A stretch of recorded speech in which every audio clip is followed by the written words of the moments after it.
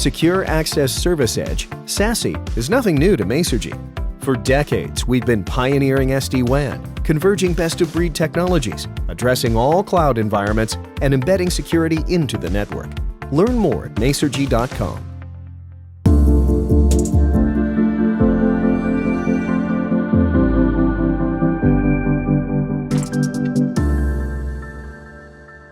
Hi there, I'm Jay McBain from Forrester Research. I want to welcome everyone to this panel, and I don't think I'm more excited about any other part of the agenda in Channel Partners this year other than this one. We've got a great set of speakers and a topic that has hit the front burner, I think, for all of us.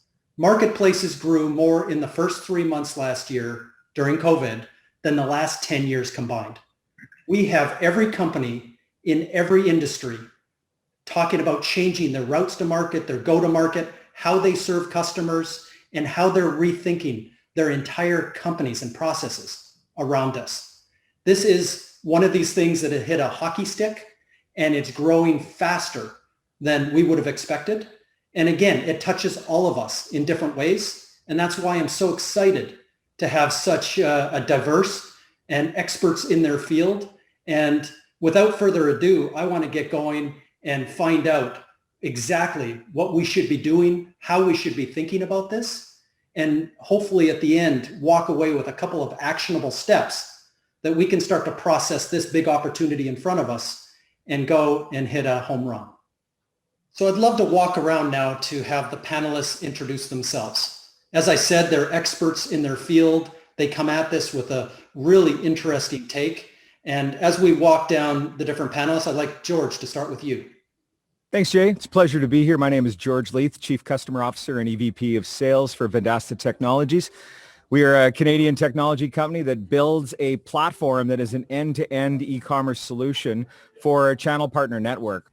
We also provide a marketplace of products and services. So we are the distribution hub and the technology channel underneath partner ecosystem that now is over 42,000 channel partners in 50 different countries around the globe. And we reach about 4.5 million end users.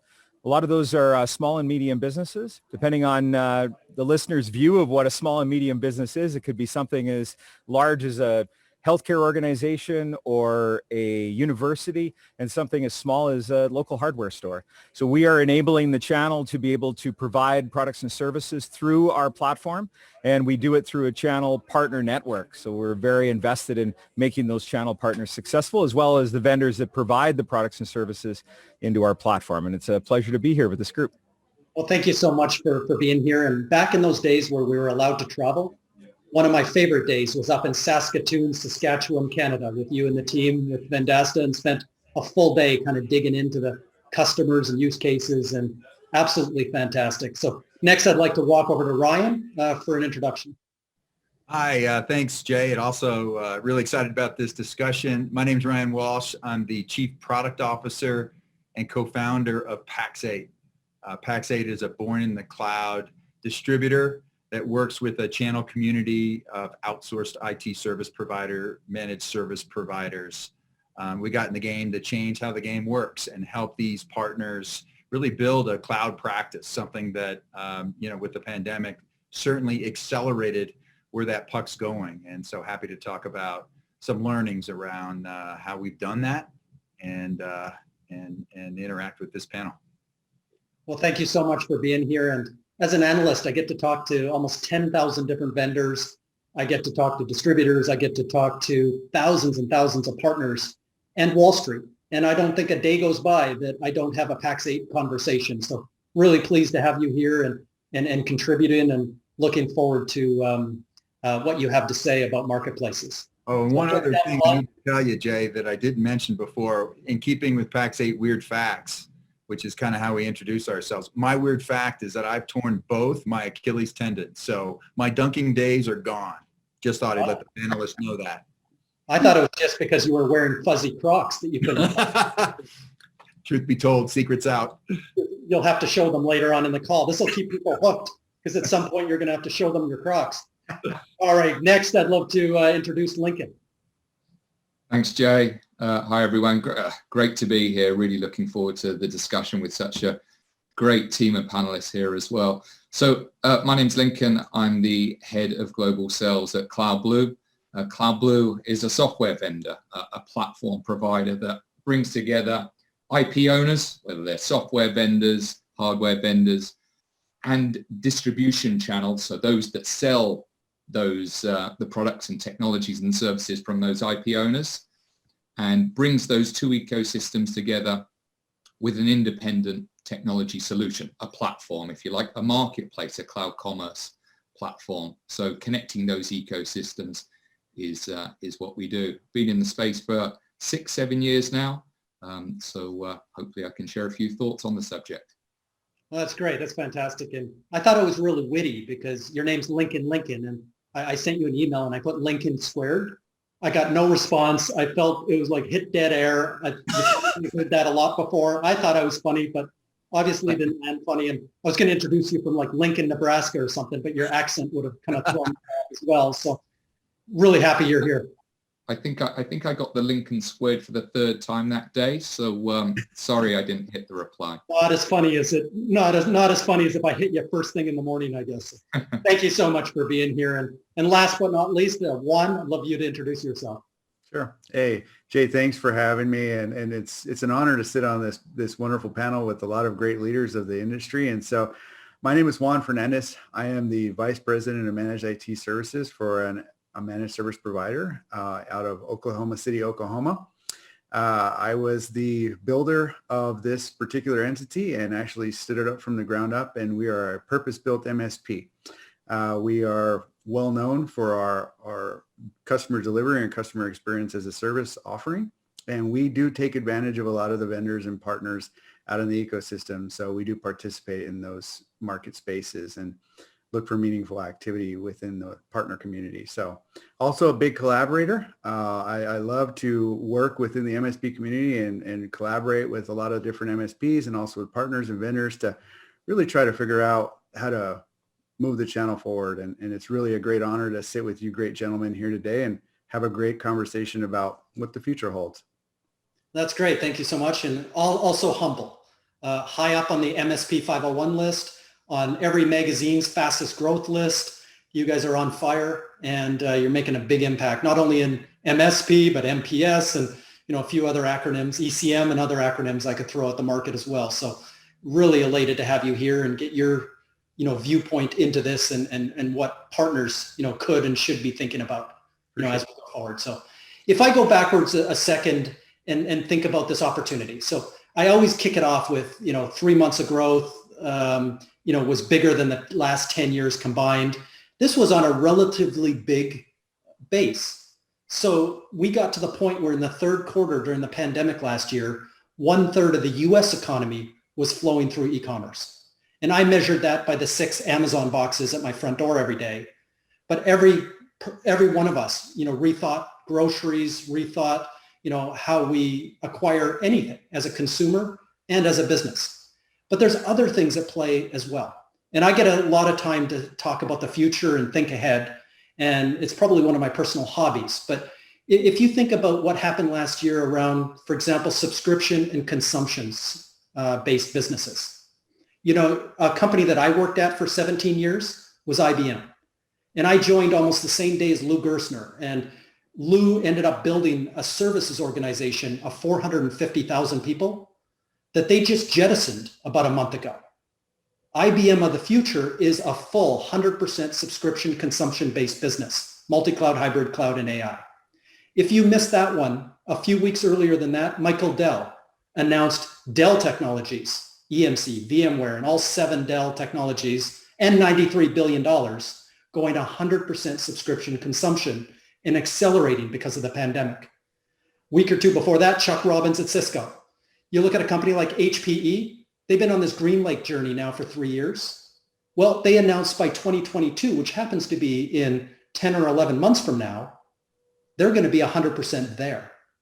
And if you just take those 4 examples, I just kind of talked about the 80% of client server during the 80s and 90s.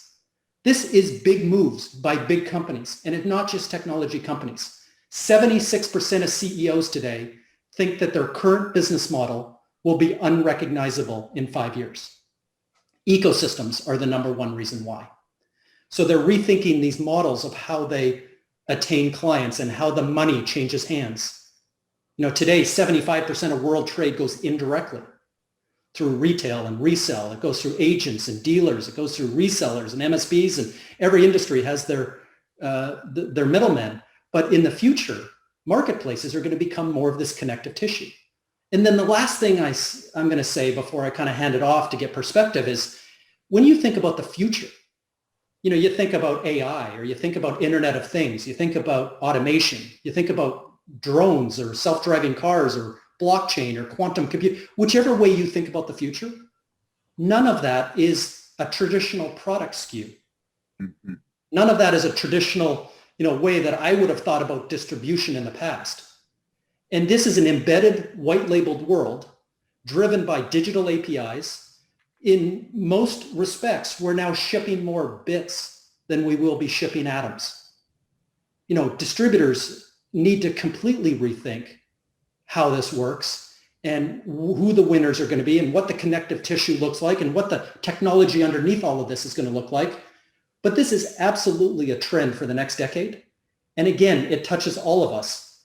And I really want to kick it off here to ask the question of the different perspectives and the different experts we have on the call here. And I think, Ryan, I'm going to start with you just to kind of get your view on what you're hearing from clients. Yeah, it's a great question. And especially in light of the marketplace topic, it's not something that I typically hear first. Somebody doesn't say, hey, I'm looking for a marketplace from you, but what they want is the result that's being driven by their customers. And Pax8 started as a just in the cloud product focus. And I think that what we were hearing from clients, especially, amplified when the pandemic hit, was, we heard the buzzwords around digital transformation. I need to get into, well, quite frankly, in the MSP community, and Juan would have great perspective about this, but I need to get in a recurring revenue stream. The power of subscription business was driving before that. And so that wasn't new, but, from our perspective, Pax8 got started in, middle 2012. We thought we were a little late to the game. We weren't. And so I think for a lot of outsourced IT providers, they had a blend of on-prem products and service products. One thing that you mentioned is that this move away from a traditional SKU is absolutely the world that we live in. And so what we're hearing from clients is it was all about delivery. We were hearing conversations around a technology stack that customers needed.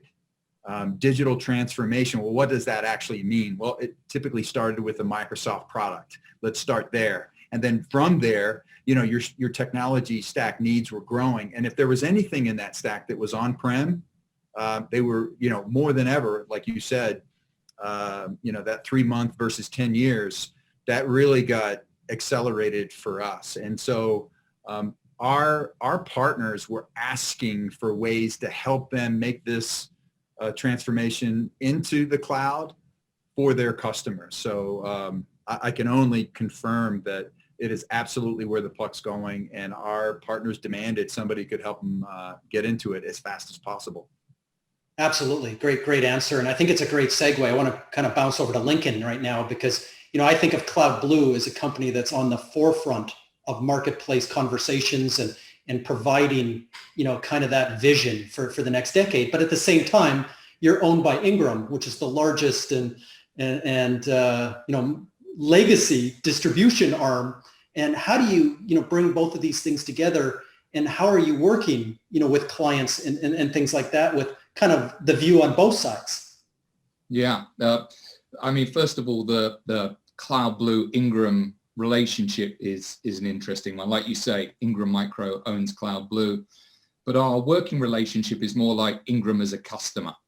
Ingram we're the technology that enables Ingram to go through that journey, right? We rewind in Ingram 5-10 years ago, it was all about selling perpetual licenses and hardware. And as the advent of cloud has forced Ingram to change their digital transformation, that's been enabled by a Cloud Blue technology. And that's the same across all of our customers and partners, is helping them transform through that digital transformation. But if we fast forward to today, as you describe, the pandemic has just accelerated it in a massive way. And whilst I think everyone recognizes that they need to digitally transform and create a marketplace so that people can acquire the technologies to run their business, it's also daunting as well, because everyone's at a different stage on that journey. Some people might have a version of the marketplace that might simply look like a Shopify front end. Others haven't even got to that stage. And the more you get to learn about what's behind a marketplace, the more daunting it can be. A simple marketplace is just the visual front end of what is actually quite complicated beneath it. How you provision the software, how you build the software, whereas software isn't just a one-time purchase, but it peaks and troughs in the purity of cloud, is complicated. How do I get the software that I'm wanting to sell or distribute, if I'm a service provider, through the different channels and go to markets? A marketplace direct to the end user is different to a marketplace where enabling a channel partner to come into a portal and buy on behalf of their customer. So everyone recognizes the opportunity. That's brought about some daunting considerations, and it's those thoughts I'm kind of keen to dive into. But huge opportunity, but it's more than meets the eyes, and that's the realization that I think most organizations, prospects that we're talking to, is kind of top of mind, and that the realization is now. Yeah, that's great. And I'm going to jump on the word channels for a minute, because depending on who you talk to, there's a different definition of channel. And when I think about marketing channels, and when I think of sales buyers and customer experience buyers, when I think of e-commerce and all the different parts of the organization, this is where Vendasta is plugged right into, and figuring this out with a pretty broad portfolio of different companies in different industries around the world and bringing them to market. So I want to bring in George, because I think you have a very interesting and unique view of this as you listen to your clients. Yeah, Jay, I appreciate being a part of this group, because we came from a little different lens. We started in the MarTech space, and our first customers 12, 13 years ago were yellow page companies and newspaper companies. And if you think back to when we used to look at a phone book or read a newspaper, and I actually still enjoy reading a physical newspaper, they were selling boxes on paper, and as those industries changed, they had a relationship with customers, and they need to offer other products and services. So we came in with MarTech solutions for those customers. And then there was this dawn of digital marketing agencies, and it was kind of born about the same time that those print industries and broadcast industries started to see some traction in their traditional products. And that was where our business started. We built a platform because we found that those legacy businesses, they had a platform for what they were selling at the time, but they weren't going to be able to deliver digital marketing solutions at scale. We started that in late 2013. Then in 2016, we realized we couldn't build everything. So we started to build out a marketplace infrastructure where we would be able to bring the MarTech solutions into a stack and provide it to a large base of channel partners. We have always used channel partners to go to the end user and to facilitate that sale. So then what happened in about late 2019, early 2020, actually around the time you were in Canada, Jay, was we started getting phone calls from folks like Juan that were saying, we want to solve more problems for our customers. And at the same time, the digital marketing agencies were saying, we wouldn't mind solving some more problems for customers too. Could we sell G Suite? Could we sell Microsoft 365? So we started to arrive in the IT channel with you folks. And what we're finding is the person with the most trust of that end business is going to be able to facilitate whatever they want to that customer. And the reason for that is technology. Now, fast forward into COVID. And what COVID really has been is a forcing function for those businesses. We've been out preaching the gospel that you need to have, and I like digital transformation. What I like better is a digital customer experience. And when you provide that digital customer experience, it usually arrives in some sort of e-commerce. And e-commerce grew more in 90 days than it did in 10 years. And that was because of COVID, where businesses needed to conduct business online, whether it was even booking a meeting with your local barber or your local spa, or it was curbside delivery, and being able to facilitate that inside e-commerce. Fast forward to what we're talking about today, which is cloud marketplaces. And those cloud marketplaces, we need to be able to facilitate new products and services because of the demand of our customers, and do it in a way that has less friction, because we're all competing with that big Amazon experience, but there's not a lot of friction there. You can just go in and make that purchase. But imagine now if we're able to apply some sort of artificial intelligence or machine learning to say, based upon the things that you've bought, end user customer, here's some other things that might be interesting to you. So we see this whole convergence of the channel, and we're pretty excited to be really at that distribution layer, but the technology distribution layer is really what we serve. Yeah, that's fantastic. And I think the perfect segue to Juan, because I think of, when I think of Juan, I think of 5 opportunities that, you walk through a couple of them, but if it's Office 365, there's the participation in the marketplace to facilitate that customer transaction and obviously support it afterwards. There's obviously the 5-time multiplier. For every dollar, the customer will spend with Microsoft, Juan has service and support and long-term services that provide a multiplier effect for the implementations and the integrations and the security and the compliance and the continuity. So there's a second piece that will also flow through marketplaces, which is this multiplier. Third, it's participating with his customers as they look at their own routes to market and how they do curbside service and whatever their industry is and how they better serve their customer experience. And then the consulting, the business consulting that goes around how they should rethink and transform around a marketplace. That's number 4. And then number 5, should he start his own marketplace?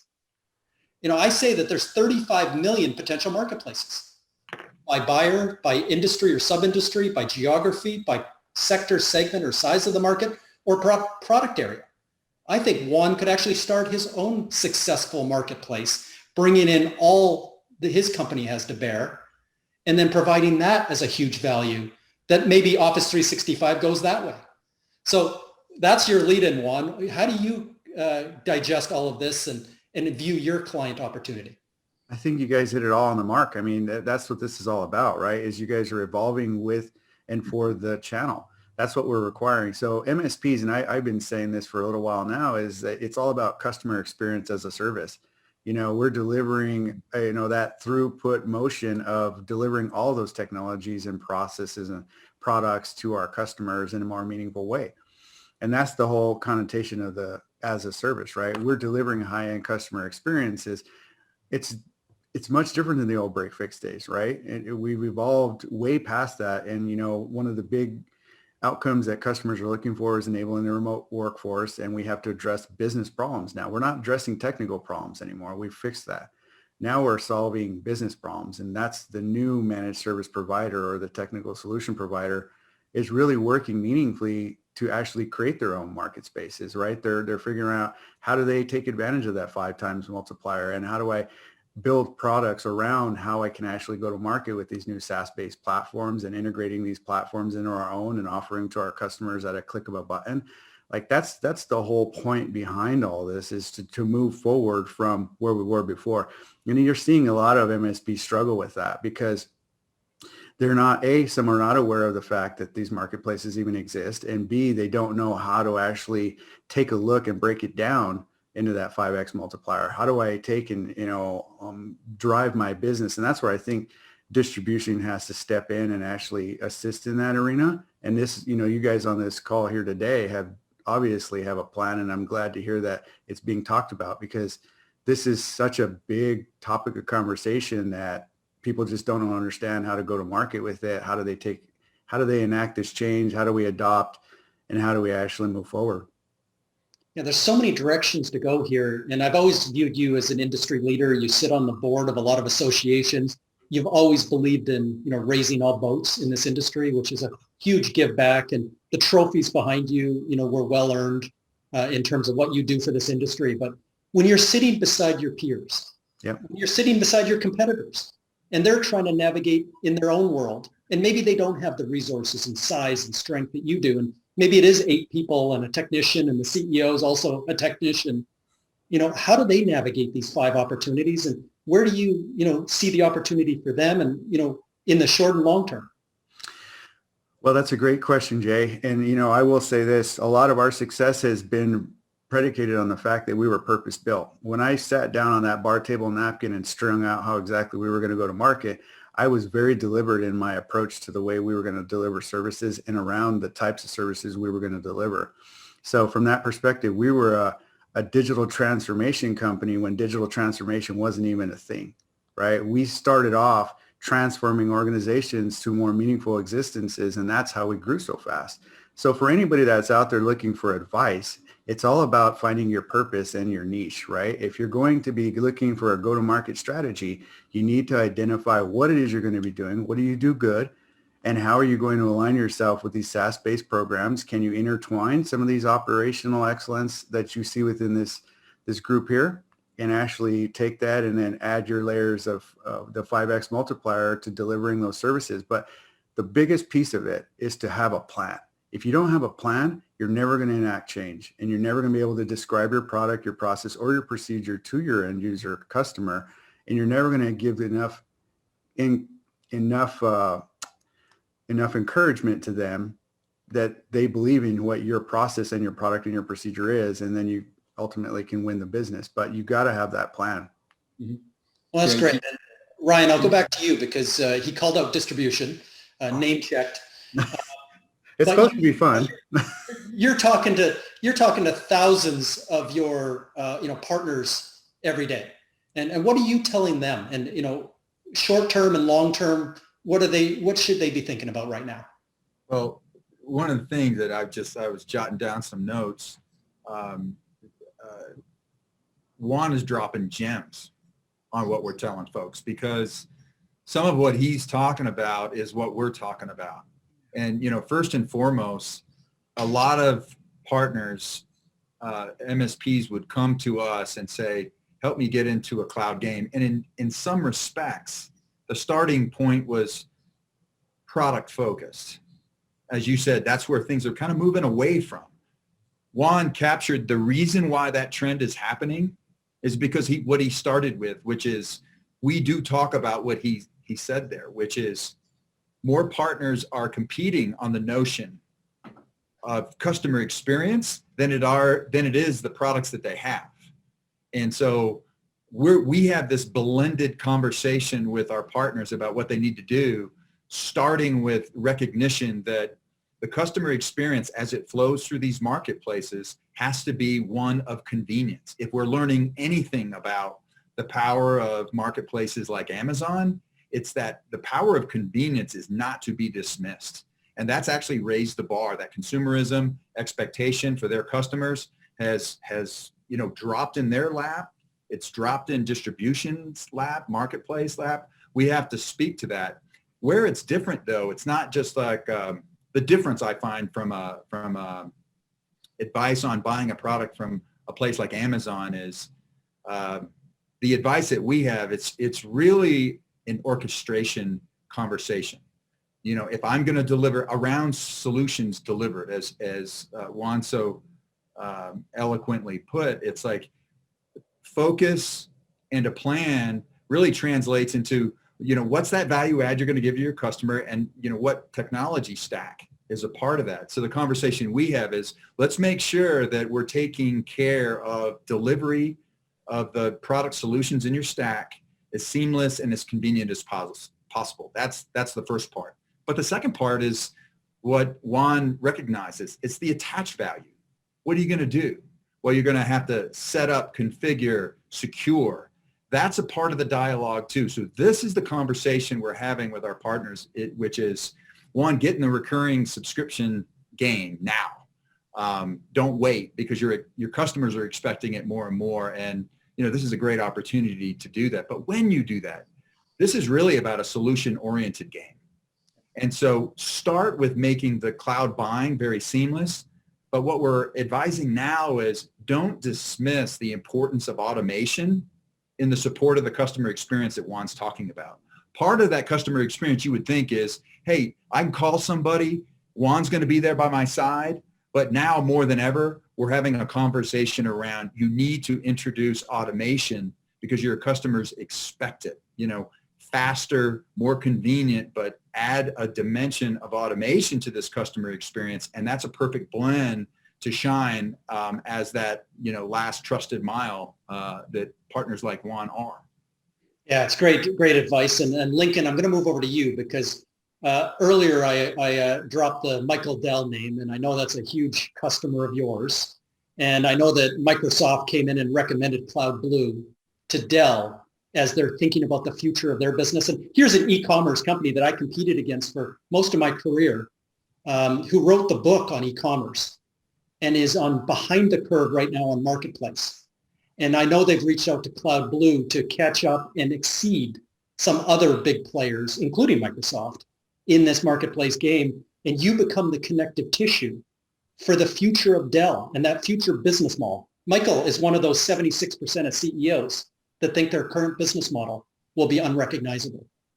And so that's just one example, and that's up on your website. But I mean, you cover every industry, you cover every kind of partner. What's your take for the channel? Yeah, and the reason Dell, like many other technology vendors and telcos and service providers, use a platform like Cloud Blue is because it's not easy. It's not easy to build those connections into a Microsoft and keep up to date with their APIs changing and building a whole catalog to take to market. It's hard. So we take the pain of that away. We've seen organizations not follow that path and really struggle. So what they touched on was it's starting with the customer. It's got to start with the customer and work back from there. We've seen examples where people have come to us, service providers have come to us and said, we want to build this marketplace. We want to build the battleship. We want to bundle this technology with that technology. We want this shopping list of 63 ISVs on the catalog, and we want to go to market like that. And they build this battleship, and then the tumbleweed rolls across. They wonder why all the promise of this beautiful marketplace suddenly isn't attracting attention. And that's because they didn't do what Juan and Ryan suggested and start with the customer. The technology flows and we can do the bundling. We can get the catalog that you want. We can price it, apply discounts. We can do all of the marketing P's, if you like, place it, promote it in the way that they want. But it's got to start with the customer first. We're happy to help them navigate through that, but it has to start with that because there's so much complexity beyond that. Start with that, and then we'll build the technology and the platform towards that. Yeah, that's good. I think, George, I want to kind of leave you for last on purpose because I know you've got customers in every one of the 27 industries. I know you've got customers right from the smallest franchisees right up to Fortune 500. You might have the broadest view on the channel, the 75% of world trade that goes indirectly. And, when I ask the channel question from a technology perspective, it has one answer, but in a broader, sense and what you're hearing from customers and what channels overall should be thinking, kind of in that short and long term.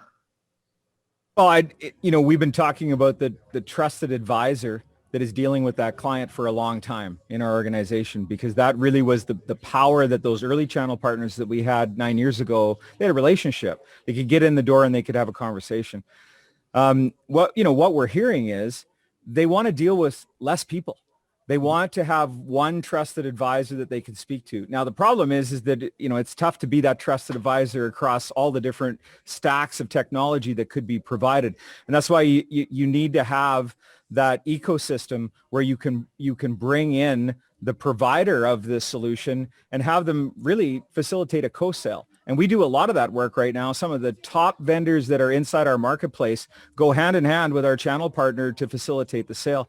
But I think the other thing is you can sell all the technology in the world that you want, but I still think that it's not really bought, right? It's sold. And then there's a service layer over top of it, because if the business owner could just buy the technology and deploy it, then we would be out of jobs as salespeople. We wouldn't need to have to help those folks. So I've been a career-long seller. I'm very proud to say that. I think our job now is more of a tour guide, where we take that client and we understand, okay, what destination do you want to arrive at? And I'm going to take you on an amazing digital journey, and I'm going to be your tour guide and navigate the waters. And I've got a whole bunch of experts that I can bring in along the way. So as you look at this panel, maybe there's some competitive aspects to some of our companies, but there also might be customer bases out there that could use services from a Pax8, or need one to plug everything in and make it work, or need some of the stack at a Cloud Blue. So I think that there's this opportunity for all of the ecosystems to work together as well. And I think that gets really interesting if you're the trusted provider going into a client and you can bring this stable of folks that have great solutions and great services, and you are the hero of the show, but you have this team behind you. It looks pretty cool when it comes to serving that client at the end of the day. Yeah, the great thing about our industry is you compete in the morning, and then you're a customer at noon, and then in the afternoon you're partners, and then the next day you rinse and repeat and go and serve clients again. So it's great. And with the last couple of minutes, I just wanted to do a really quick rapid fire session. And in 30 seconds, what would be the one actionable thing that partners that are listening should take away from this? And if I'm going to, return from this virtual event from my living room to my bedroom tomorrow, what am I going to take action on that would have the biggest impact? So Ryan, you go first. Mine is leaning off of a starting point with Juan that said, understand and know your niche. Once you do, start building your unique technology stack, and don't go it alone. There's expertise out there that you can lean on to get there faster. That's fantastic. And I've got a lot of logos over my shoulder. I mean, there's a lot of support in this industry to help partners along. And Juan, I think he name checked you there. So why don't you go next? To that point, I'm not, one of the greatest opportunities we have is we partner meaningfully. And I will say that, do that. Do not try to build everything yourself. There's so much technology out there. Create a meaningful outcome for your customers, partner meaningfully, build your stack, build your new methods, your new process, and your new go-to-market strategy, and move past the trusted advisor to the trusted partner. Understand it's about customer experience as a service, and focus on your customers' outcomes and how they interact with their partners and how you're growing their business. You do that, you're winning. Yeah. The one thing I've learned about ecosystems is there is no single throat to choke. It's a different plane of existence. And George? I think you look at the way that you're going to customer today, and if it's not online, and 32% of the channel partners that we signed last month were coming from the managed service provider space. And the first conversation is, let's have a look at your website. Let's have a look at what your digital footprint looks like. And some of them are entering into it for the first time, but they know that they need to be there with a cloud marketplace. So what is that virtual experience that your client has? And I said 7 years ago, I wish I would have trademarked it. The virtual doorway to a business is more important than the actual doorway. And it's never been more true than it is today. Yeah, it just took a pandemic to solidify that, but you're absolutely right. That is the course for the next decade. And Lincoln, because I kind of disrespected your name a little bit, I wanted to give you the last word. Very kind of you. You've made up for the offense I took. Look, keep it simple. That's the most important thing here. Just keep it simple. Understand your customer. It's not the catalog of 63 products. Keep it simple with a hero application or an anchor product, and then it's adjacent products and services around that. Master that and grow from there. Don't overcomplicate it in the first place. Keep it simple. Yeah, thank you so much. And thank you to all the panelists. Thank you for listening. And I want to, wish everyone a great rest of your event. Thank you.